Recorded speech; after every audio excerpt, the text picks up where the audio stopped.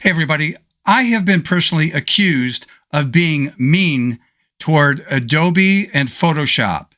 Really? Really? Me being mean? You know what? I'm going to go from this to this by getting mean. Are we ready to get mean in Photoshop? Let's do it.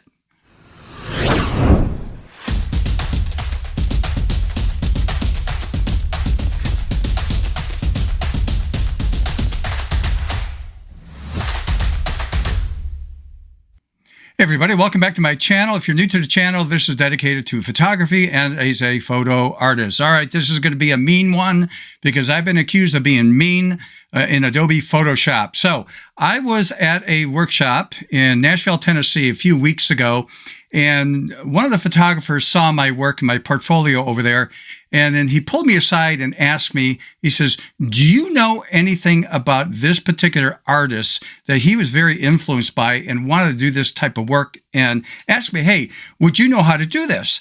And so let's take a look at what he was talking about. Now, these are screen captures, and I'll show you some of my work a few minutes later, but this was influenced by an artist, photo artist called, hopefully I get this right, Pep Ventosa. So I'll have that on the screen. Again, Pep Ventosa. You can maybe look that up. So work like this.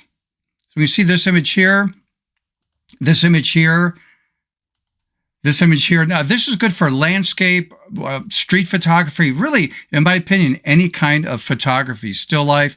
I love that. I think that's really cool. Something like that. I love that. And even something like that, Radio City, obviously it's got to be in New York. So how about this one in Chicago that I did? And I worked on this really hard to figure this stuff out. And here's another one I did. And I'm actually going to do two of these for you in different ways. And there's another one of mine. So let's get started with this. And let's get mean in Photoshop.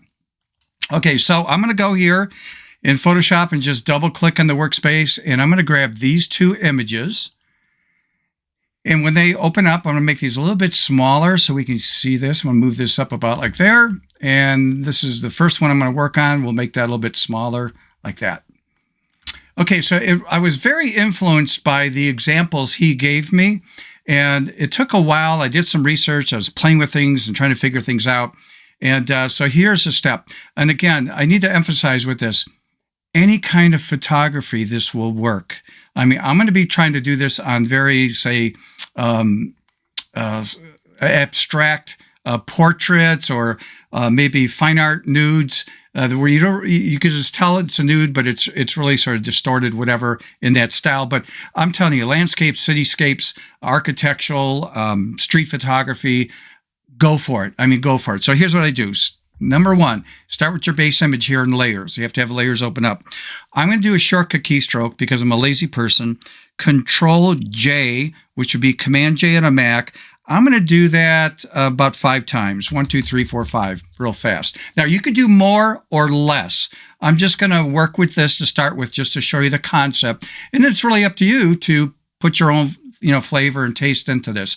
Now, I'm going to hold the Alt key down, Option on a Mac, and I'm going to click on the eyeball of the very bottom layer, which is the background. So Alt click on the eyeball, and what that does is it just closes all the eyeballs out except for the background layer.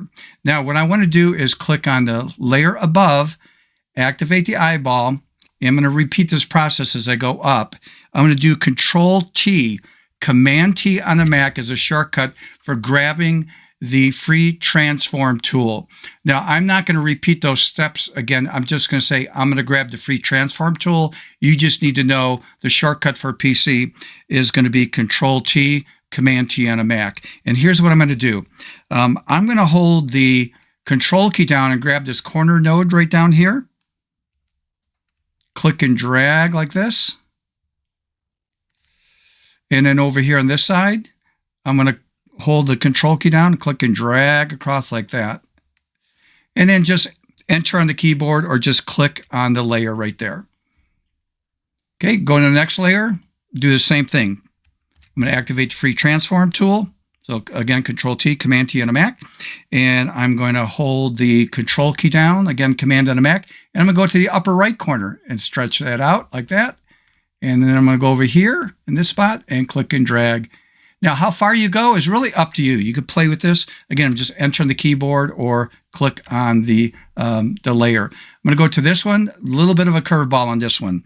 I'm going to activate the free transform tool again, hold the shift key down. I'm going to go to the side here, click and drag to the right, and click and drag to the left. No, I take that back. Just click and drag to the right. And then the one above it, I'm going to activate and do the free transform tool. Shift, click and drag on the left side. Enter or select the layer. Now, the very last one, I'm going to do a little bit different. I'm going to activate the eyeball there, activate the free transform tool. I'm going to hold the Alt key down, Option on a Mac, and it allows me when I go to this bottom corner here as an example, when I click and drag, it stays in the center point. And again, I'm just going to move that about, I don't know, maybe about that far. And then again, enter on the keyboard or just select the layer to accept that. Now, with the top layer selected, hold the shift key down and click on the layer at the bottom so you're selecting all the layers. Right mouse click anywhere in the gray area, not on the name, but the gray area, I should say, and then choose Convert to Smart Object. And now I'm really going to get mean. Are we ready for this one? Check this out. Now I'm going to go to the Layer drop-down menu, come about halfway down to Smart Objects, and come down to Stack Mode. And I'm really going to get mean because there it is. M-E-A-N. I'm choosing mean. So you thought I was kidding, right? Literally, I'm getting mean in Adobe Photoshop. So when I select that, check this out. As it renders out, takes a few seconds for that to happen. Bam! Check that out. I love this stuff. I got so excited. I'm going to do a body of work with this later in the summer in a small town where I live. I'm going to walk around, take pictures. But again, after this, think about this. Now it's up to you that you can actually maybe color grade it. Maybe you want to add saturation or desaturate the image. I mean, go for it. That's all icing on the cake. Do whatever you want to do with it. But isn't that a cool technique right there? And by the way, if you're learning anything, if you can do me a favor, and that is like the video, subscribe if you have not subscribed, and hit that notification bell. Next time I upload a video, you'll get notified. I produce a video at least once a week. Now, stay to the end here because I'm going to do another one, but I'm going to throw a curveball and do something different on this one. So I'm going to select this image right here. And what I'm going to do is I'm going to do the Control J, but I think I did it 5 times. I'm going to do it 6 times. So Control J, 1, 2, 3, 4, 5, 6 times instead of 5. I'm going to come down here to the bottom, Alt or Option on a Mac, click on that eyeball so it hides all the other ones. Now, I'm going to start and I'm going to duplicate everything I just did step by step. But instead of you watching me redo this, I'm going to speed up the process. So again, I'm just going to activate the free transform tool and I'm going to hold the Control key down, push that out like that. And let's go over here and click and drag and push that out right there. Okay, so now I'm just going to do all the other ones real fast and they'll end up with the last one here in a few seconds.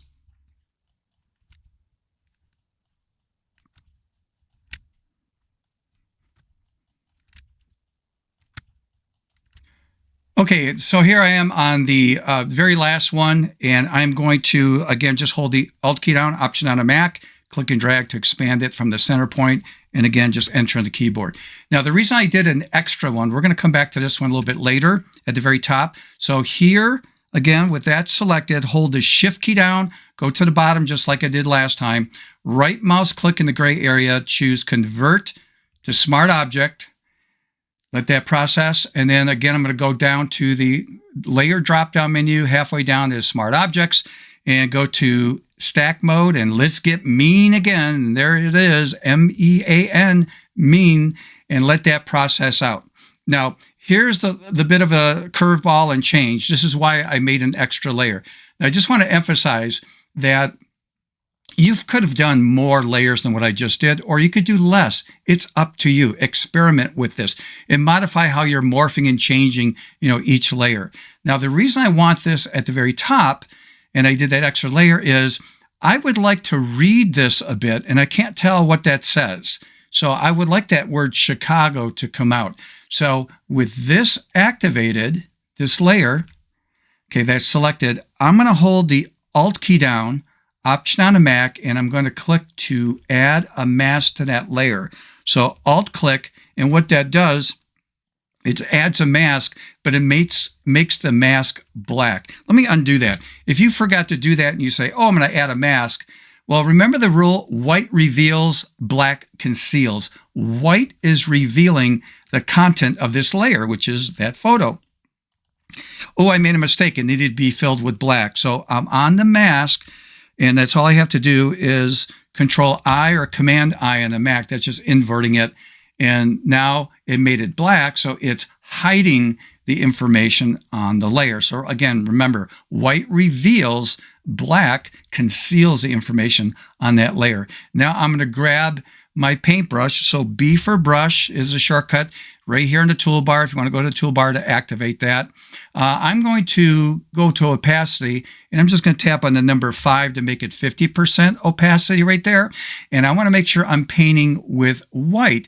Well, if I look at my chip color down here, it's got black on top, so X on the keyboard will flip-flop my chip color, and it makes it white. So now that's all I can do is come here and make sure it's a soft edge brush, by the way.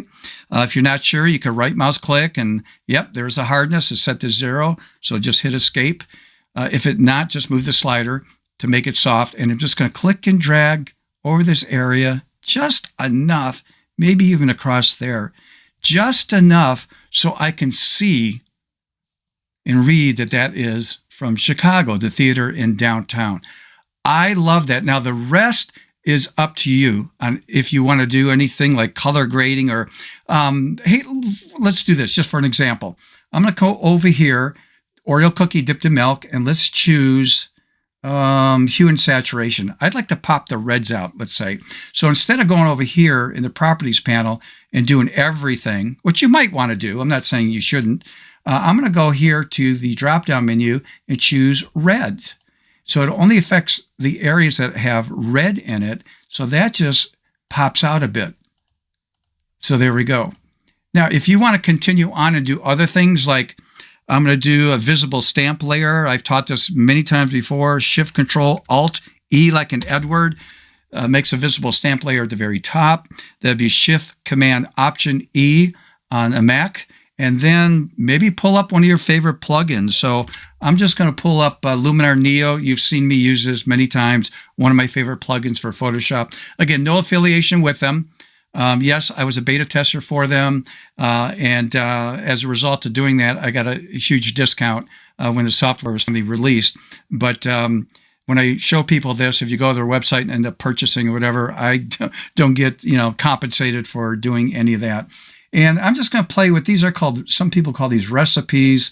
I'm going to go to experimental. Some call them, I don't know, recipes, or I can't think of the word. But anyhow, as it renders out, as I hover over these, you'll see different looks. And I can go in there and customize stuff, but just to save time, ooh, I sort of like that burn, so I'm going to choose that.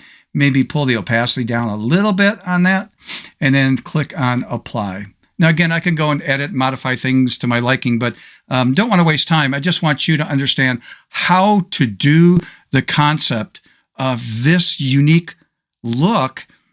And I guess Sky Pep and Tosa will do this in the camera.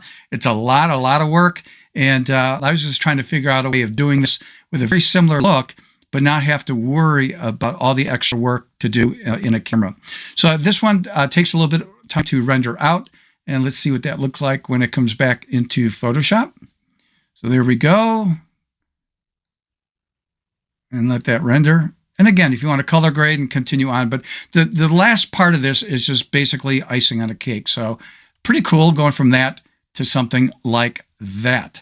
So with that out of the way, hopefully you guys learned something.